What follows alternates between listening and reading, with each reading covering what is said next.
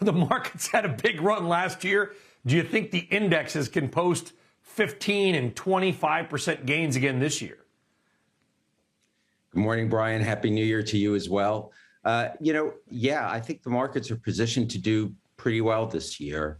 I just think we're going to see a lot of valuation support and a rapid rise in earnings, but you're going to have to look a little differently this time at the market.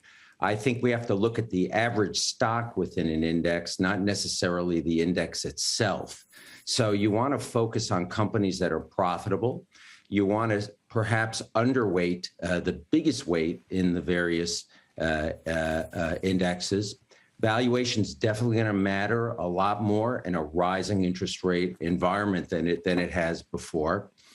And really, I just think if you stick with valuation and companies that are profitable, I think you can do quite well this year because a lot of those stocks underperformed last year. Okay, you're saying underweight some of the biggest valuations. We're talking about Apple a little bit later on in the program, Dan, obviously the biggest valuation out there. Are you saying we might want to trim or take profits in some of our biggest technology companies and maybe add to some of the smaller and mid-cap companies? Yes. So if you're looking at it in any index, you have that sort of crowding at the top, if you will, the top weights in the various benchmarks. There's, if you look at the top 10% weights of each index, whether it's the S&P or even the Russell 2000 or the SMID cap, whatever the benchmark is, there seems to be a pretty wide valuation gap between those bigger weights versus the smaller weights in the benchmark. I'm just pointing out that the better values are in the bottom 90%, not perhaps in the top 10%. That's not to say that the biggest weights, won't do reasonably well. But if you really want to outperform a benchmark, I think you have to look at the bottom 90, not stick with the top 10. Let's talk about an individual name. It is a name that we don't talk about much, although you, to be fair, Dan, have been talking about it a bit, and that is Centene. The ticker is CNC. Remind our viewers, if they missed it, last year, which is a couple months ago, why you like the stock and what in particular makes it an attractive investment for your clients at Palisade.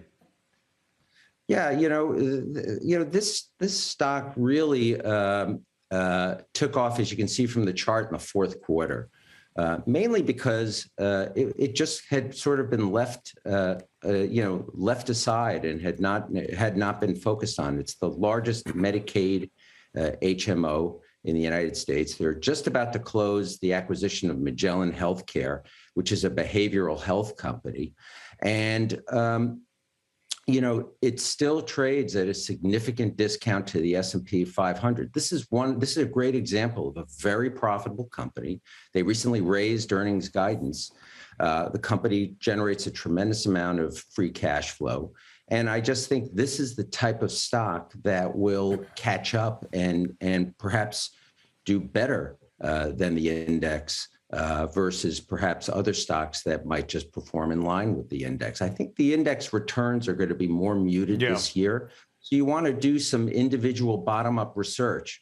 I think there's a lot of tailwinds for Centene. Magellan acquisition is going to close today or tomorrow. And, unfortunately, the pandemic's created a lot of demand for behavioral health services. And I think Centene and others are really well positioned for that.